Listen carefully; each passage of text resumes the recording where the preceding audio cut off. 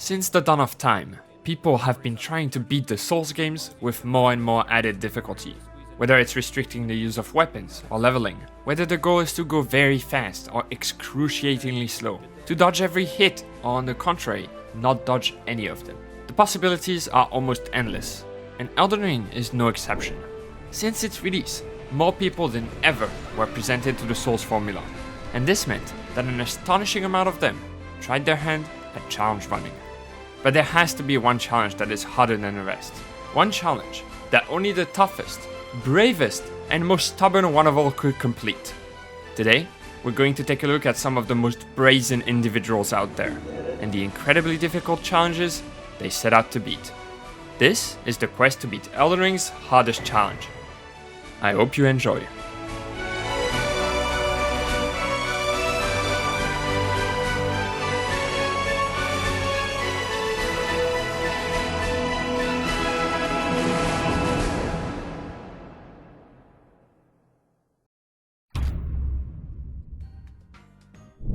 When Elden Ring released in 2022, it took the world by storm, and those first few months were magical. Everyone was discovering the game together. Each and every person was stunned by how vast and rich the game was. But then came the time for challenges. And if you've been watching Elden Ring related content since, I'm sure you already have some challenge runs in mind. But before we dive into the specifics, I would like to categorize the different types of runs. And I'd say there are three main ones. The first one is speedrunning. Speedrunning means beating the game as fast as possible. And there are a lot of things to say about it. Whether it is the different categories, crazy strategies that were developed over the years, or even just zips. So I might make a dedicated video in the future. Despite being just as, if not more challenging than the other two types, speedrunning feels like it's more separate from the other two categories, as it often requires a different set of skills and a lot more knowledge. Speedrunners need to complete hundreds and sometimes thousands of runs in order to get a better time. The other two types of challenge runs, however, only require you to complete them once. We first have restriction-based challenge runs. The main idea of these runs is always to purposefully not interact with one of the game's mechanics in order to make it more challenging. It could be said that not using spirit summons in itself is a self-imposed challenge run, but more on that later. The most basic ones would be restricting yourself to using a single weapon, not using your healing flask, or avoiding death. These seem to have originated from players needing to scratch their itch for more content after they had already completed the games. Souls games become much easier on a second playthrough, and restricting yourself is a good way to feel the difficulty once more. Get that exhilarating feeling from defeating a boss after a long and tenuous battle all over again. As for the third type of challenge runs, I believe it's only fair to call them creative challenge runs. Now, that doesn't mean that they're not difficult, but the difficulty often comes from a more complex place than just not using some of the tools the game provides. Oh God!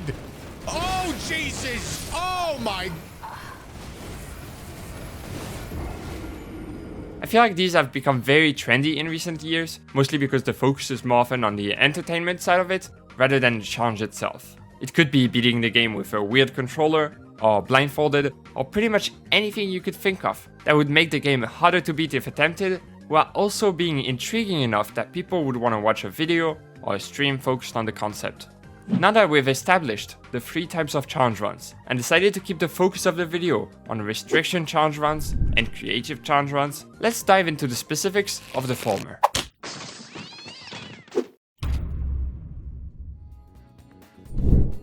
As I mentioned before, Elden Ring was hugely popular on release, and that meant that content creators knew that the usual restriction challenges would be completed in no time. Within the first few months, we already had many runs completed, like beating the game only using sorceries, shields, or only dealing damage with spirit summons. But the first one I want to highlight in more details is Iron Pineapple's Can You Beat Elden Ring at level 1 without being good? Now obviously Iron Pineapple is insanely good at making videos, and the pacing and narration is flawless. The challenge itself is difficult, but not anything we haven't heard of before.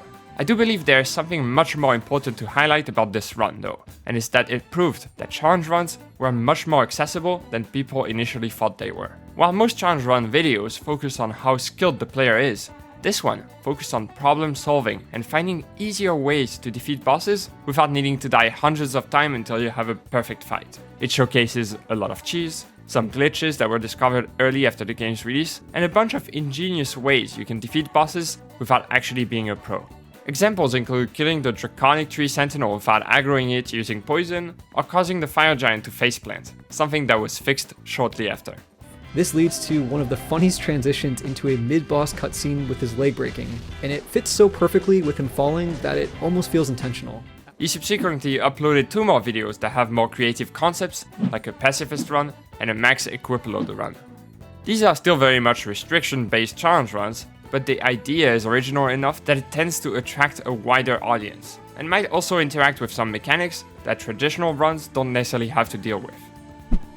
With the myriad of weapons, spells, incantations, and overall build diversity Elden Ring has, the door was wide open to create videos focused on showcasing all of these individually.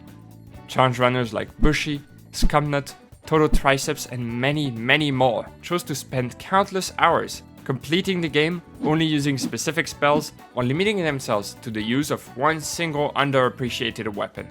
Some even decided to use things that were clearly not put into the game to defeat entire bosses with, like the Briar armor set.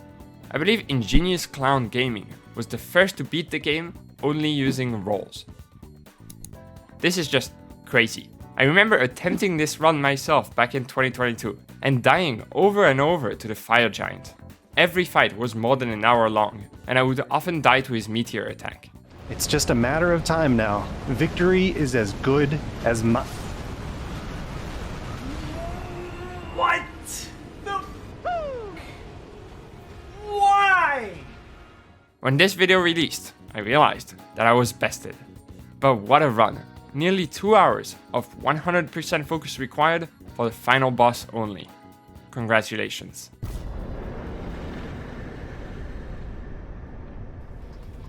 But something was brewing. While others were distracted by shiny new weapons, armors, or spells, no-hit runners were busy, well, not getting hit.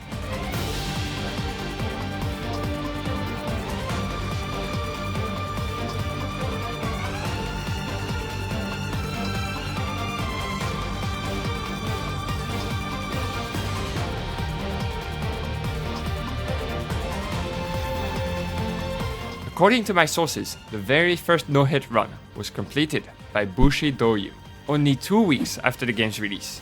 An incredible feat that was achieved using the Sword of Night and Flame, a weapon that was nerfed shortly after, as it trivialized most fights due to its insane damage. One interesting thing about no-hit runs is that instead of needing to bash their head against a wall until something works, runners need to come up with reliable strategies that avoid risk as much as possible. Here's how he defeated Morgoth, for example.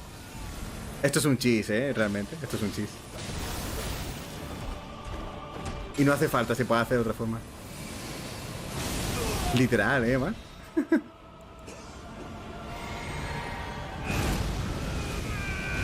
No lo mato, sorry.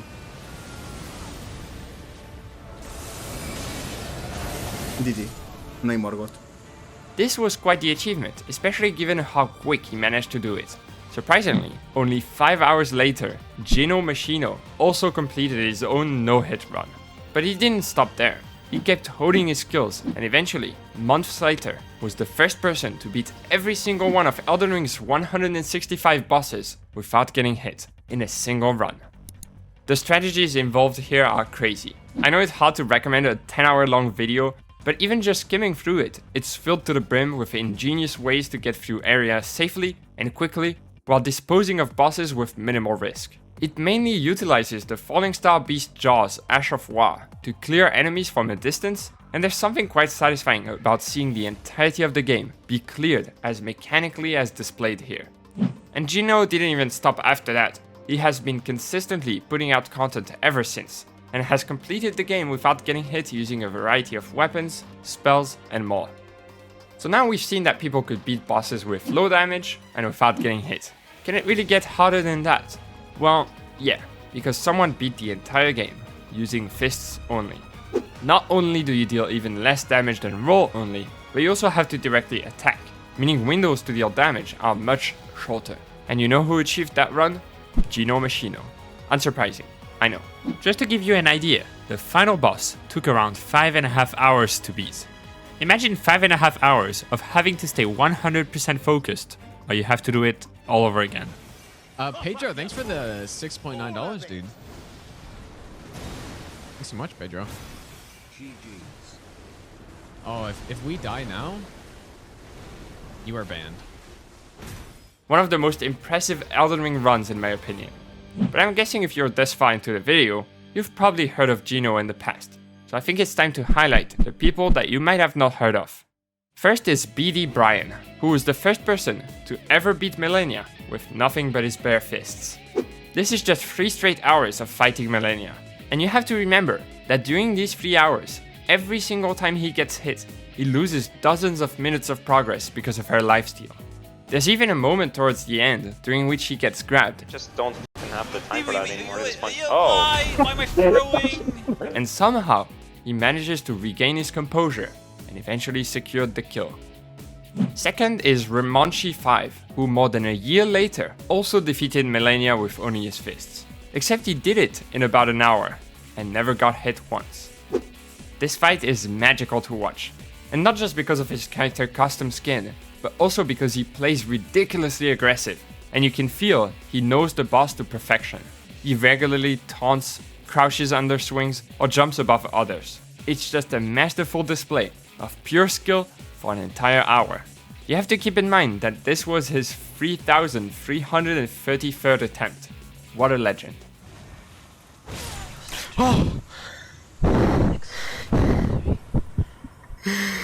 Unarmed. I haven't really mentioned the DLC so far, so please skip to this timestamp if you'd rather not get spoiled the bosses within. Our next creator is Question Marks, who was the first to beat the DLC without getting hit, and also the first to beat Velana, Mesmer, Romina, and Radahn with nothing but his fists. His channel is fairly small, but each run he achieved is impressive. He ended up beating the DLC without leveling, without using a single Scattertree Blessing, and without getting hit. Honestly, all of these creators do things that I'm not sure I can even begin to comprehend, and it's mesmerizing to see them fight bosses. As for the final two I'd like to highlight, we have Faceman's Facebase, who is currently beating the DLC bosses using a colossal weapon at rule level 1 and without ever rolling. The Mesmer fight, for example, is crazy to watch. The added restriction of not rolling on top of having a fairly slow weapon means that positioning is key to survive all of the moves. It feels like he's playing with the boss throughout the video. It almost seems disrespectful even. Mad props to him for these skills. And finally we have Fracture42, who is uploading videos of him killing various Elden Ring and Shadow Ardea 3 bosses with nothing but his fists at rune level 1.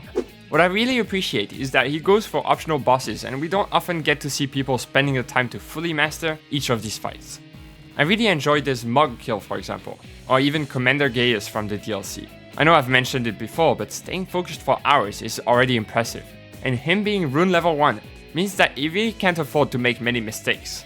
My heart actually sank watching him get hit when Gaius had less than 1% of his health left. Another incredible runner, congrats.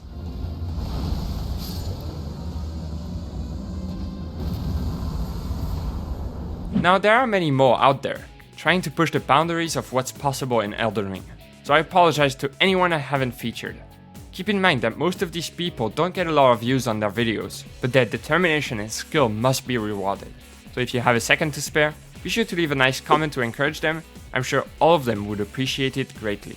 And if you're a challenge runner yourself and want to stay up to date with what they do, be sure to join the Champions Respite Discord server.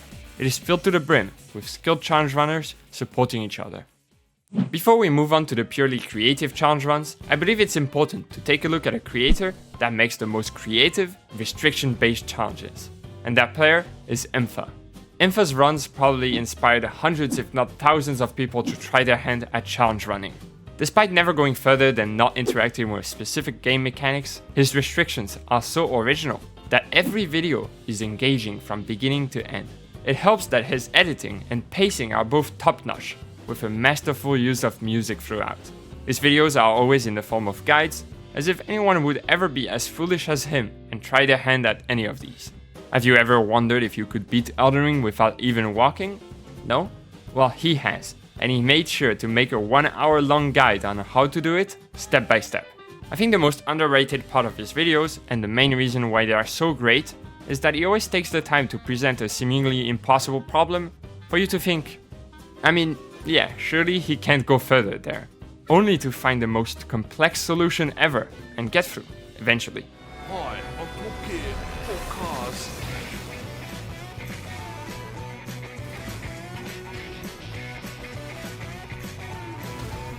And now we've reached a point where people have pushed the game to its absolute limits.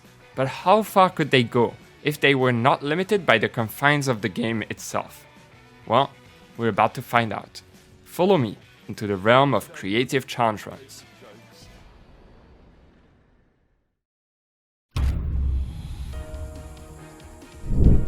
So how do you make the game more difficult without just brawling it out with your bare hands?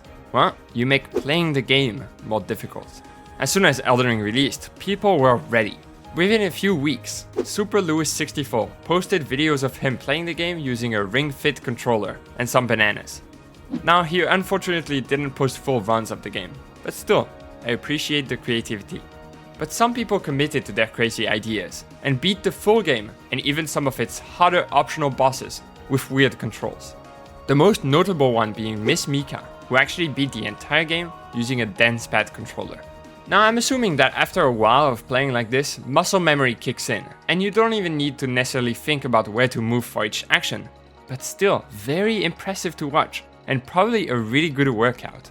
I mean, just watch this. There's about a 90% chance I would just fall to the ground during Waterfall if I was trying to do that. She even pushed it further and beat Elden Ring on a normal controller and a dance pad controller at the same time. As someone who has played 2 Souls games at once in the past, I can tell you that it's far from easy. So I can't imagine handling 2 different types of controls on top of that. As you can see, these runs tend to be much more spectacular and entertaining than the more endurance-focused runs we discussed previously. They don't necessarily all focus on difficult controls, however. Lil Aggie, for example, often completes the game using various mods to make it more difficult. I think the main reason that these runs are popular is because the premise is always super intriguing, and you can't help but wonder how the game will be played throughout. Sometimes completely new strategies come up, just to deal with one specific feature of one specific mod. And that's really what it's all about. Funnily enough, even these concepts end up being pushed to their limits. One example would be Star O Chris, who did not only triple or quintuple every boss, but decided to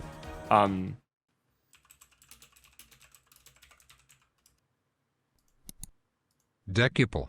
He decided to decuple every boss. And that's an enormous mess of a run, but honestly quite hilarious. Some of my favorite moments include a bunch of Godric's transitioning to phase 2 one by one, while he keeps the straightest face ever.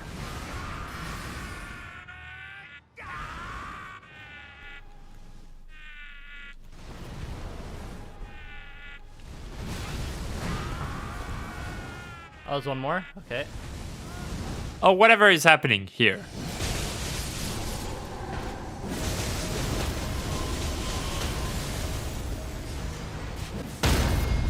Thankfully, these challenges don't always have to be so intense. And a lot of creators release videos using mods that affect the way they play without turning the whole thing into a masochist endeavor.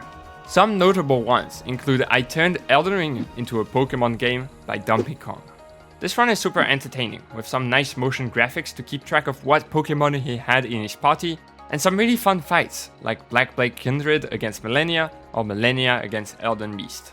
Millennia could have single-handedly beat the Elden Beast, I'm certain of that. However, she did start catching some hands, and to be totally honest, I just didn't think that it felt right to have her finish off this run. It may have been a little selfish, but I wanted my favorite Eldamon to finish this off.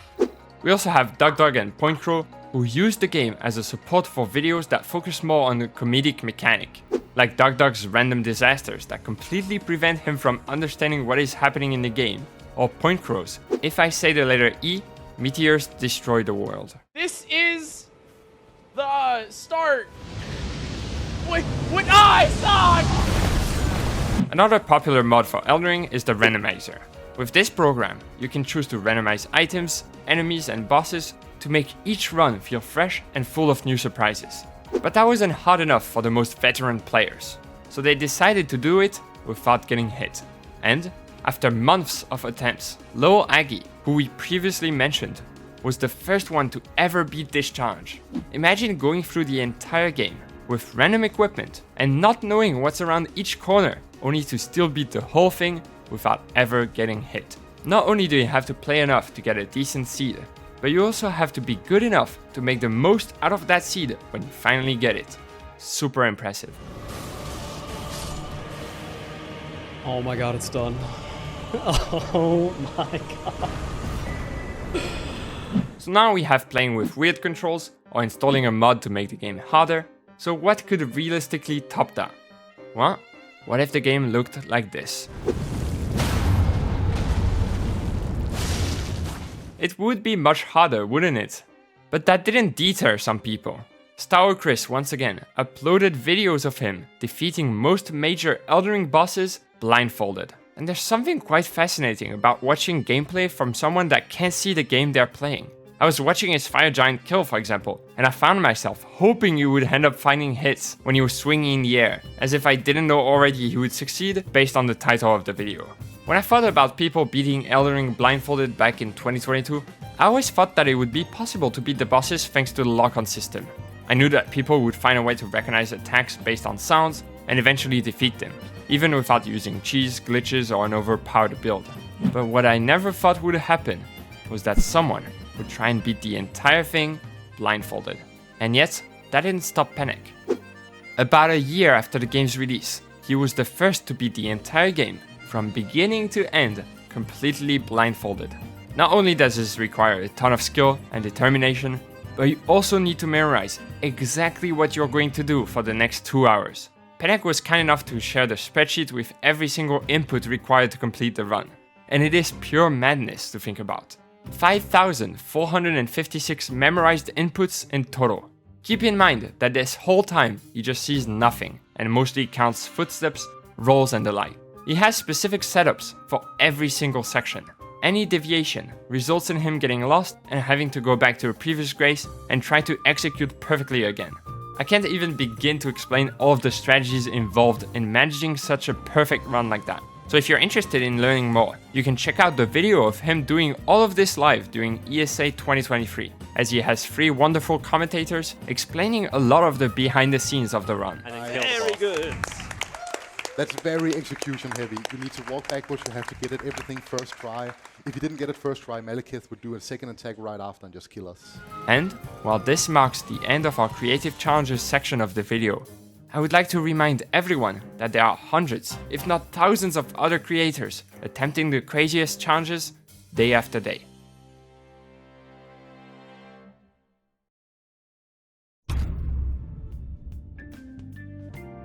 By now, I hope you have a clearer idea of the Elden Ring challenge running landscape, and I would like to come back to the title of this video, the hardest challenge. While I do believe some of the runs we talked about are much harder than others, I believe everyone has their own idea for which one is actually the hardest. I would love to hear what you think. I'm sure some people can't fathom going up against Millennia for 4 hours without getting hit, while others might think that not seeing the game is pretty much as hard as it gets. Or maybe it's both. Maybe in the coming years, someone will combine 2 or more of these challenges and end up beating the game in a way that none of us could possibly dream of at the time of watching this video. My favorite part of checking out all of these runs isn't necessarily knowing that this is the most difficult way the game can be beaten, but seeing the crazy length that people will go to in order to fight against a self-imposed handicap. By approaching the game this way, challenge runners allow us, the viewers, to learn so much more about Elden Ring. Whether it's realizing that a lot of moves that are seemingly hard to roll can be dodged with proper positioning, or learning that this one item isn't as useless as you thought if you're not allowed to use the strongest weapons. There's not a single run that I watched while making this video in which I didn't discover something new. So I really hope you enjoyed this deep dive into Elden Ring challenge running. In the end, I don't believe there truly is a run that is harder than any other. Whether runners go for endurance fights that last for hours, with them completely mastering every move the boss has, or incredibly entertaining videos of them trying to get through an area filled with 25 millennias. I believe the true value comes from how much of an impact it can have on them or others. I remember going through my first few challenge runs and feeling absolutely ecstatic after every boss I defeated, or uploading them to YouTube and getting a few comments from people saying that it motivated them to try their own. And that's really what matters in the end, expressing and sharing your love for an absolute masterpiece of a game. So if you like challenging yourself and you think you have an idea for a run that no one has attempted in the past, then go for it.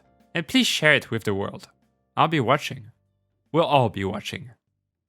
Thank you.